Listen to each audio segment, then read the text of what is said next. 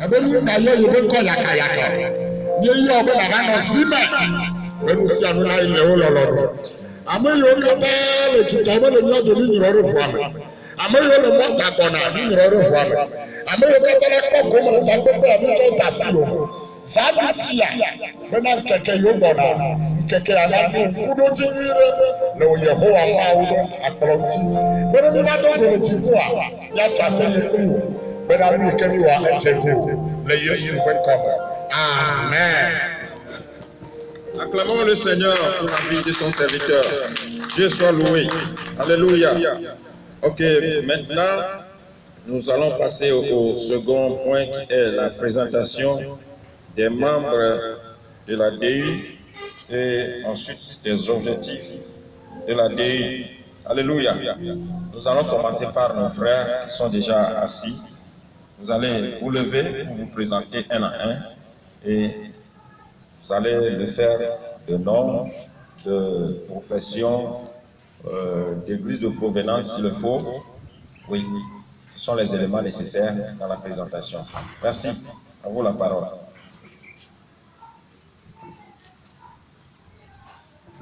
Oui. Alléluia. Nous connaissons Agadi Kodjou Sévion, évangéliste.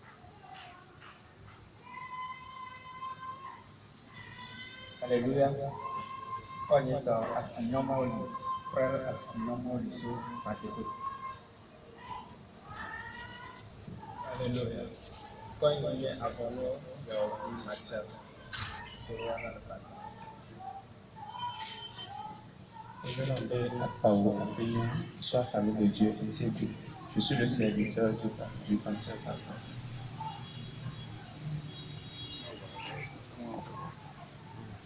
Je me nomme Gaïdo Capitaine.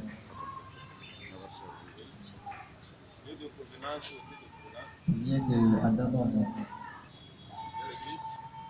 Temple de la miséricorde.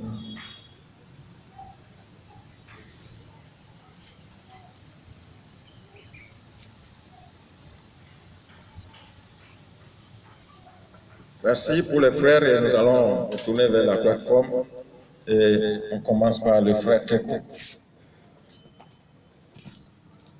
Alléluia.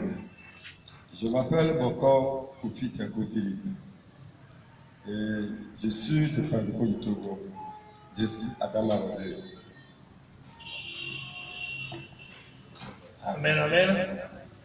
Je me nomme Pasteur Nani Ité de l'Église missionnaire internationale de Dieu.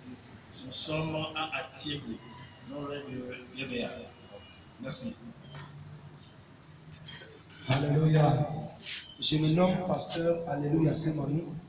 Je suis le pasteur du ministère évangélique Jésus est la vie à Goué, à Djouba. Merci beaucoup. Alléluia. Je me nomme le pasteur parfait. Je suis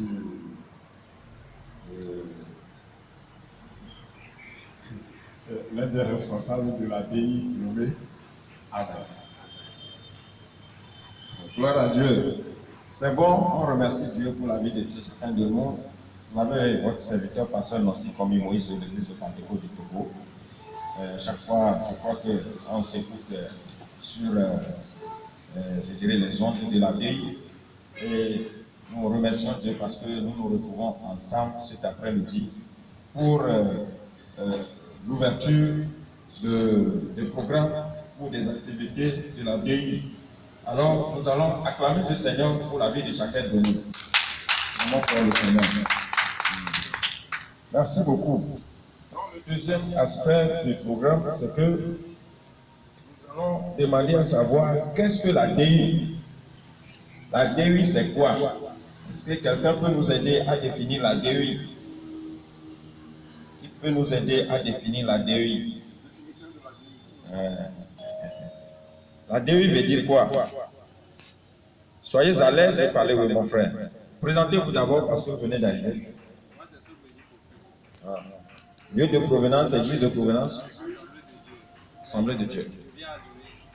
Ah, d'accord. Ok. Soyez le bienvenu. DEI veut dire Damasco Évangélisation Internationale. Amen. On rend gloire au Seigneur pour cette réponse. Si tu n'as pas cette réponse, cela veut dire que tu n'es pas passé par ce portail.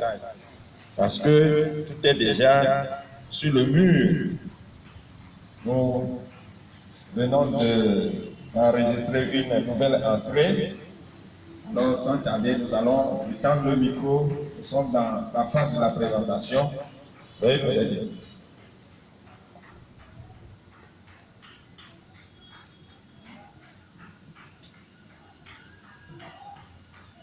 Je m'appelle Abdoulaye Antoine Théophile.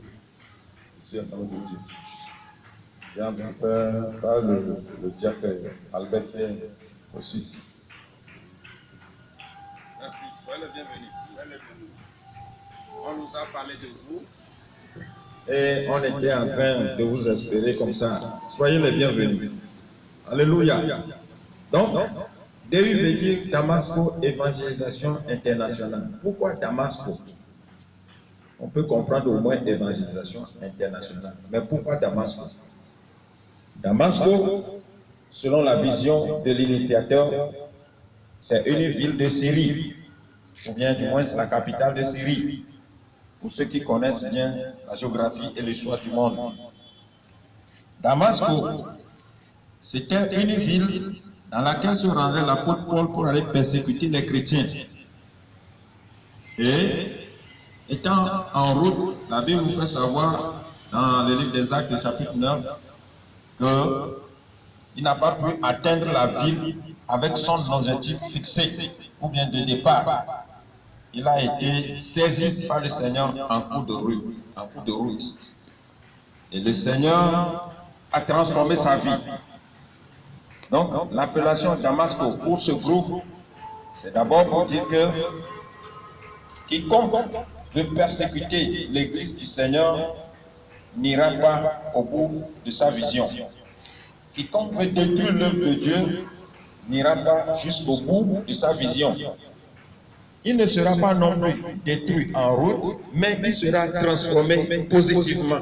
Il sera donc sauvé. Raison pour laquelle toute personne qui n'est pas d'accord avec l'évangile, ou bien qui est éloigné de l'évangile, qui est dans une ténèbre donnée ou dans des ténèbres données, lorsque ce dernier sera touché par les membres de la DI qui vont présenter l'évangile, cette personne sera positivement transformée, c'est-à-dire qu'il sera sauvé.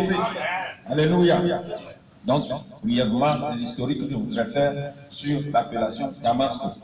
Et de la même manière, quiconque intégrera le groupe de Damasco avec une mauvaise intention, excusez-moi le terme, ce dernier n'ira pas au bout de sa vision. Parce que, à l'instant de Paul qui persécutait l'Église, n'a pas pu atteindre son but, mais il a été transformé.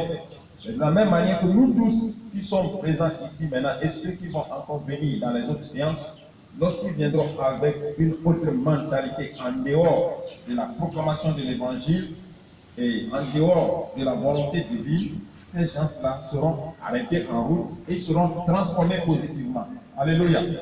Voilà donc Damasco évangélisation. Quels sont ses objectifs?